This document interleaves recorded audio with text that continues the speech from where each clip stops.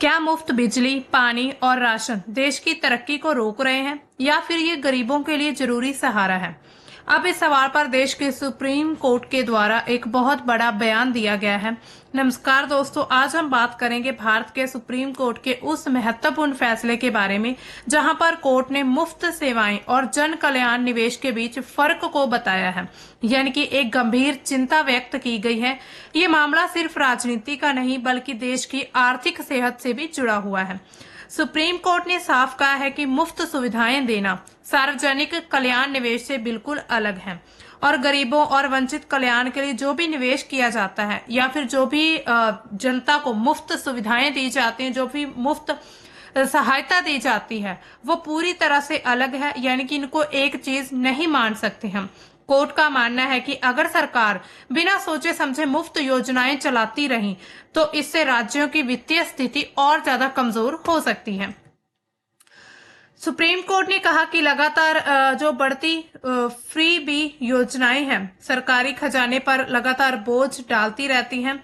विकास परियोजनाओं के लिए पैसे कम पड़ते हैं। जैसे कि सुप्रीम कोर्ट ने ये कह दिया कि जो फ्री बी है यानी कि उसके चलते जो भी उनको विकास योजना जो भी योजना लेकर आनी पड़ती है उसके लिए जो पैसे हैं वो कम पड़ जाते हैं, क्योंकि इतना ज्यादा जो फंडिंग होती है, जो इतना ज्यादा बजट है वो फ्री बी में ही चला जाता है। ये जो फैसला है 2013 के फैसले S Subramaniam Balaji versus state of Tamil Nadu को रिव्यू करने की दिशा में है, जहां पर फ्री बीज को करप्ट प्रैक्टिस नहीं माना गया था। अब कोर्ट क्या विचार कर रही है कि इन्हें चुनावी भ्रष्टाचार माना जाए या फिर नहीं। यानी कि एक ऐसा फैसला गया था सुप्रीम कोर्ट में, ऐसा एक केस गया था कि जो फ्री बी है उसको कुछ लोगों के द्वारा कुछ विश्लेषकों के द्वारा इसको करप्ट माना जाता है कि जो फ्री बी है इसके चलते बहुत ज्यादा जो सरकारें हैं वो करप्शन कर रही हैं। तो इसी चीज पर सुप्रीम कोर्ट ने अभी ये सिर्फ बयान दिया है, हालांकि ये पूरा कंप्लीट फैसला यानी कि पूरा जो फाइनल डिसीजन आना अभी बाकी है। एक यहाँ पर एक स्टेटमेंट दी गई है कि फ्रीबी और जो भी पब्लिक वेलफेयर के काम किए जाते हैं, यानी कि जो भी हम मान सकते हैं कि जो उनको कल्याण के लिए जो भी उनकी सेवाएं दी जाती है वो बिल्कुल दोनों ही अलग अलग चीजें हैं। यहाँ पर कुछ महत्वपूर्ण टिप्पणियां हैं, जैसे कि सबसे पहले तो डिफरेंस बताया गया। कोर्ट ने कहा कि व्यक्तियों को बड़े पैमाने पर राज्य की संपत्ति का वितरण जैसे कि नगद, सोना, लैपटॉप, टीवी आदि जो मुफ्त बांटना, ये जन कल्याण योजना में निवेश से अलग है। यानी कि जो लोगों का कल्याण करना है वो ये सब कुछ चीजें देकर नहीं किया जा सकता। इसके साथ ही सीजेआई सूर्यकांत ने मौखिक रूप से ये उनकी स्टेटमेंट है, उन्होंने कहा distribution of state largesse to individuals at a large scale is different from investing state largesse in public welfare schemes. That distinction should be kept in mind. इसके साथ ही जन कल्याण को संवैधानिक जिम्मेदारी माना गया है। यानी कि संविधान में ये कहा गया है कि लोगों का कल्याण करना जरूरी है, लेकिन यहाँ पर जो फ्री बी का कोई भी संवैधानिक प्रावधान नहीं किया गया।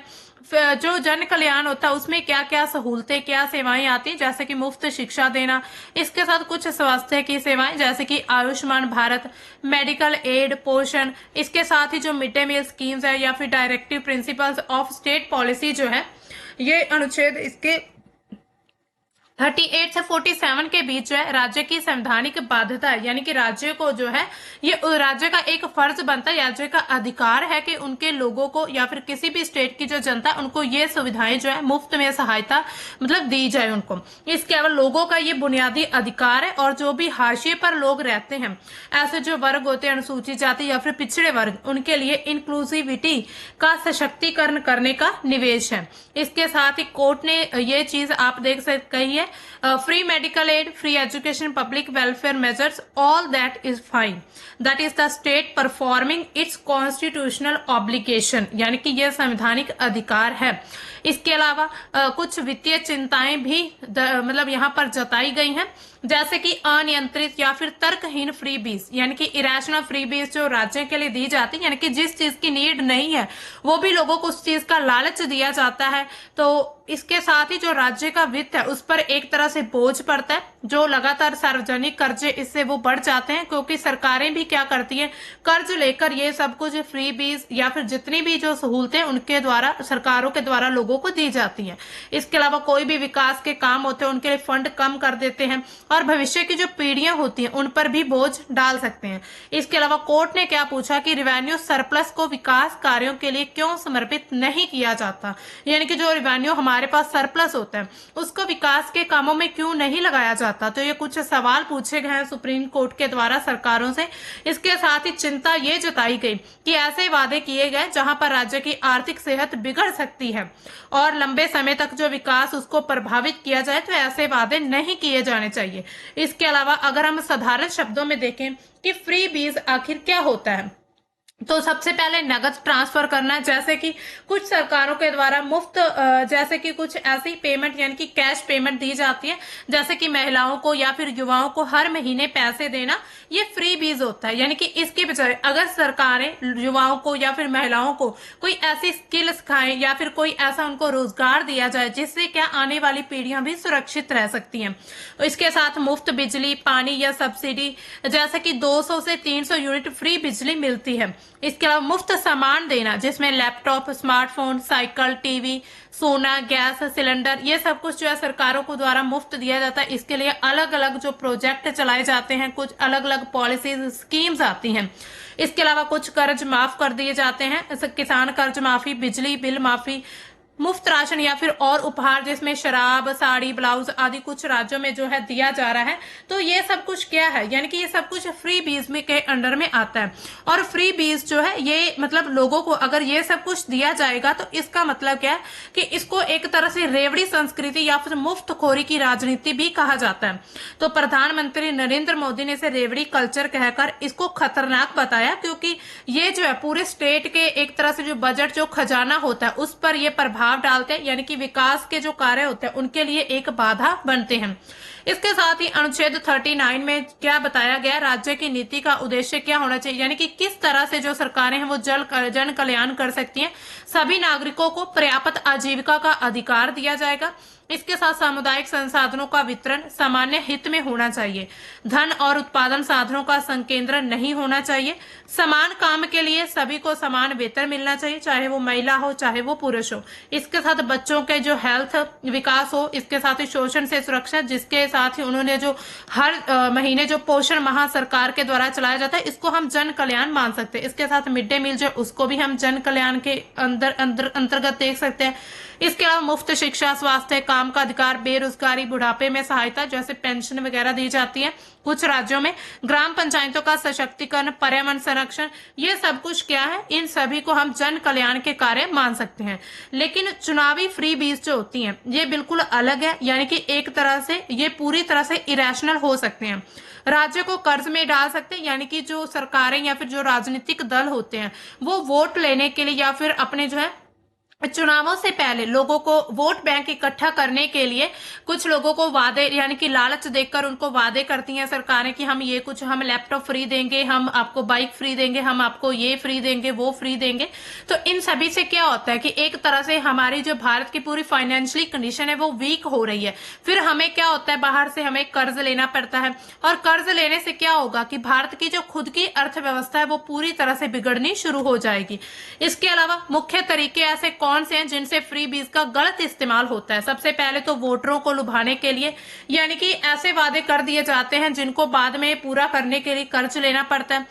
जो राजनीतिक दल होते हैं वो चुनावों से ठीक पहले या घोषणा पत्र में ऐसे वादे, ऐसे प्रॉमिस कर देते हैं कि जो राज्य के बजट को बर्बाद कर देते हैं। जैसे कि महिलाओं को हर महीने 1000 से 1500 रुपए जो है उनको, या जैसे कि महाराष्ट्र की एक ये योजना लाडली बहन, और पंजाब में जो 1000 रुपए महिलाओं को, हालांकि बाद में ये दिए जाएं या फिर ना दिए जाएं, लेकिन इनके नाम पर जो एक तरह से सरकारें कर्ज ले लेती हैं।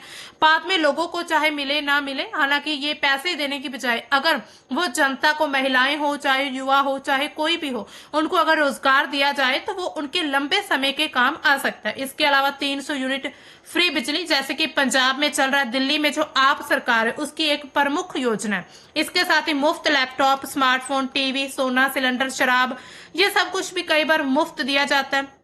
यानी कि ये वादे अक्सर बिना फंडिंग प्लान के होते हैं, यानी कोई इनके लिए फंडिंग नहीं होती है, जिसके साथ ही जो स्टेट है वो पूरी तरह से लोन में डूब जाते हैं। जैसे पंजाब में फ्री बिजली और महिलाओं को पैसे से सालाना 20,000 करोड़ का जो बोझ मतलब बढ़ चुका है पंजाब गवर्नमेंट के ऊपर। इसके अलावा चुनावी भ्रष्टाचार भी इसको प्रभाव देखे जाते हैं। सुप्रीम कोर्ट ने यह कह दिया कि ऐसे वादे मतदाताओं पर अनुचित प्रभाव डालते हैं।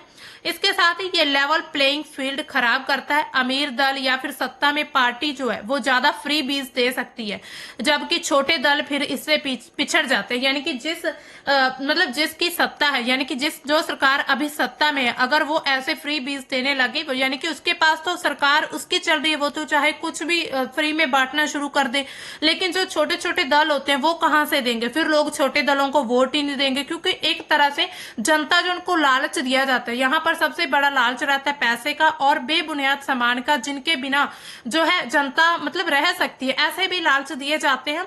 हालांकि उनको रोजगार, शिक्षा, स्वास्थ्य के वादे किए जाने चाहिए। इसके साथ कुछ मामलों में नकद दिया जाता है, कुछ सामान भी बांटे जाते हैं। यानी कि ये जो है पूरा ब्राइबरी अंडर सेक्शन 171B की तरह माना जा सकता है, यानी कि इसको भी हम रिश्वतखोरी या फिर धोखाधड़ी के तरह से मान सकते हैं। इसके साथ ही राज्य की अर्थव्यवस्था पर भी बोझ पड़ता है, विकास रुक जाता है। बजाय फ्री बीज के अगर इंफ्रास्ट्रक्चर, शिक्षा, स्वास्थ्य, रोजगार इन सभी से हटकर यानी कि हैंड आउट्स में चले जाते हैं। इसके अलावा ब्याज पर ज्यादा खर्च होता है। कई राज्यों में सब्सिडी पर 10 से 20% तक जो है राजस्व वो खर्च हो जाता है, जबकि शिक्षा, स्वास्थ्य पर बहुत कम खर्च होता है। यानी कि जो रिवेन्यू सरप्लस है उसको हमेशा शिक्षा, स्वास्थ्य जैसे कार्यों में लगाना चाहिए। इसके अलावा लोगों में जो है पैरासिटिक लाइफस्टाइल पैदा करने के लिए सुप्रीम कोर्ट ने कहा कि क्या हम गरीबों में परजीवी वर्ग नहीं बना रहे? लोग काम नहीं करना चाहते क्योंकि फ्री राशन और पैसे उनको मिल रहे हैं। यानी कि जो लोग काम करने योग्य हैं वो भी काम नहीं कर रहे, क्योंकि उनको पता है कि सरकार के द्वारा हमें फ्री बीज दिया जाएगा। इसके अलावा फ्री बीज से काम करने की इच्छा खत्म हो जाती है, लोग सरकारों पर ही डिपेंड हो जाते हैं। इससे क्या होता है, हमारी जो प्रोडक्टिविटी कम हो जाती है, आर्थिक विकास को ये चीज रोक देती है। इसके अलावा लोग मेहनत की बजाय हैंडआउट्स पर जीने लगते हैं। चुनाव को ट्रांसैक्शनल बना देना, यानी कि चुनाव अब मुद्दों पर नहीं होता कि कौन ज्यादा फ्री देगा, इस पर जीते जाते हैं। यानी कि कोई मुद्दे नहीं रहते, बल्कि ज्यादा फ्री जिस सरकार के द्वारा दिया जाता है लोग भी उन्हीं को वोट देना पसंद करते हैं। इससे पॉलिसी पैरालिसिस होती है, यानी कि सरकारें विकास के बजाय फ्री बीज जारी रखने में लगी रहती है कि हमें अब कहां पर जो है फ्री बीज देना है। दिल्ली, पंजाब, महाराष्ट्र, तेलंगाना आदि में आप कांग्रेस, बीजेपी सब जो है फ्री बीज पर चुनाव लड़ते हैं। यानी कि कोई भी ऐसा राजनीतिक दल नहीं है जिसको हम कहें कि ये जन कल्याण के कार्यों पर चुनाव लड़ते हैं। सभी राजनीतिक दल यही चाहते हैं, यही वादे करते हैं कि फ्री बीज किस तरह से देना है, फिर लोग जो है उसी के आधार पर ही अपना वोट देते हैं। फिस्कल क्राइसिस आनी शुरू हो जाती, जैसे कि दिल्ली में लोन अब जो है महंगा मतलब लोन मांगना पड़ रहा है। इसके अलावा अगर हम हाल ही के कुछ उदाहरण देखें कि कहां पर जो है फ्री बीज अभी दिया गया हाल ही के उदाहरणों में, तो अभी हमें पता है बिहार में विधानसभा के चुनाव हुए 2025 में, तो वहां पर एनडीए की जो गवर्नमेंट है जिसमें बीजेपी और नीतीश कुमार ने गठबंधन किया था, महिलाओं को 10,000 रुपए जो है नगद ट्रांसफर किए गए थे। यानी कि 1 करोड़ से भी ज्यादा महिलाओं को ये पैसा दिया गया, और आप खुद सोचिए इसका बजट कितना ज्यादा रहा होगा। इसके अलावा 125 यूनिट फ्री बिजली, पेंशन में बढ़ोतरी यानी कि पेंशन बढ़ाने के वादे किए गए, बेरोजगार युवाओं को 1,000 हर महीने देना। अगर ये सरकारें ये सोचे कि 1,000 हर महीने देने की बजाय अगर हम बेरोजगार को रोजगार दे दें, यानी कि कुछ उनके लिए नौकरियां पैदा कर दे, तो ये ज्यादा अच्छा रहेगा। इसके अलावा फ्रंट लाइन वर्कर्स जिसमें आंगनवाड़ी, आशा, जीविका, इन सभी को मानदेय बढ़ाना, यानी कि सरकारों के द्वारा पैसे का लालच ही दिया गया था। यहाँ पर विपक्ष ने क्या कहा, रोजगार की गारंटी दी, किसानों को टॉप अप करने के वादे किए हैं। हालांकि यहाँ पर विपक्ष की सरकार नहीं बन पाई। इसके अलावा परिणाम क्या निकला, एनडीए की जीत हुई जिसमें महिलाओं का रिकॉर्ड वोटिंग और इन योजनाओं का श्रेय दिया गया। यानी कि महिलाओं ने सबसे ज्यादा वोट बीजेपी को दिया, क्योंकि महिलाओं को पता था कि हमें वहां से कुछ पैसे या फिर कुछ हमें नगद मिलेगा, या फिर उनको कोई लालच दिया गया, जिसकी वजह से जो है मतलब महिलाओं ने भी वहीं पर वोट देना पसंद किया। इसके अलावा कुल फ्रीबीज का पैकेज अगर हम देखें तो 33,000 करोड़ से भी ज्यादा इसका अंदाजा लगाया जा रहा है। हालांकि ये सिर्फ अंदाजा हो सकता है, ये 40,000 करोड़ से भी ऊपर हो। यानी कि ये जो विकास कार्यों के लिए जो पैसा यूज किया जा सकता है उनको अब ऐसे फ्री बीज में लगाना, यानी कि वहां पर लगाना जहां पर जो जन कल्याण के कार्य ज्यादा जरूरी है। तो ऐसे में क्या है, सुप्रीम कोर्ट ने इस चीज को लेकर बहुत बड़ी चिंता व्यक्त की है, यानी कि एक तरह से गंभीर मुद्दा बन चुका है पूरे देश में। इसके अलावा दिल्ली विधानसभा चुनाव 2025 में पहले से 200 यूनिट फ्री बिजली चल रही थी। महिलाओं बेरोजगारों को नगद राशि देने की बात कही गई। अरे भाई, आप लोग नगद राशि क्यों दे रहे हैं? जब आप लोग हर महीने नगद देना ही चाहते हैं तो वहीं फिर आप नौकरियां पैदा करिए, नौकरियां देकर वहीं पर उनको आप जॉब के तौर पर जो भी उनकी सैलरी होती है आप वही पे कर दीजिए उनको। इससे क्या होगा, एक युवा जो है या फिर महिलाएं हैं या फिर जो भी वर्ग एक शिक्षित वर्ग है उनमें सिक्योरिटी बन जाएगी। कल को जो है हमें शिक्षा यानी कि हमें जो एजुकेशन मिलने का मतलब हमने जो उन्होंने स्टडी की उसका कुछ तो फायदा हुआ। तो यहाँ पर सरकारें क्या थोड़ा बिना सोचे समझे ऐसी फ्री बीज को लेकर आ जाती हैं। हालांकि उनका पूरा एक एजेंडा रहता है कि किस तरह से उन्होंने इलेक्शन जो है वो जीतने या फिर किस तरह से चुनावों का प्रचार करना, ये सब उसी के हथकंडे होते हैं। इसके अलावा बीजेपी ने क्या कहा, महिलाओं युवा बुजुर्गों को कैश ट्रांसफर, गिग वर्कर्स के लिए वेलफेयर बोर्ड की स्थापना, 20 लाख सेल्फ एम्प्लॉयमेंट के जो है अवसर दिए गए। इसके अलावा कांग्रेस ने महिलाओं को हर महीने पैसे देने, इसके अलावा और भी लाभ। फोकस क्या रहा, महिलाओं और मिडिल क्लास पर जो है कैश ट्रांसफर की होड़ लगी रही, क्योंकि वहीं मतलब इस तबके में सबसे ज्यादा वोट बैंक रहता है। इसके अलावा महाराष्ट्र में विधानसभा के जो चुनाव हुए थे वहां पर बीजेपी, शिवसेना और एनसीपी की जो गवर्नमेंट है उन्होंने मतलब क्या वहां पर योजनाएं चलाई। एक तो लाडली बहन योजना, महिलाओं को 1500 से बढ़ाकर 2100 रुपए देने का वादा किया है, 2100 से लेकर 2500 हर महीने।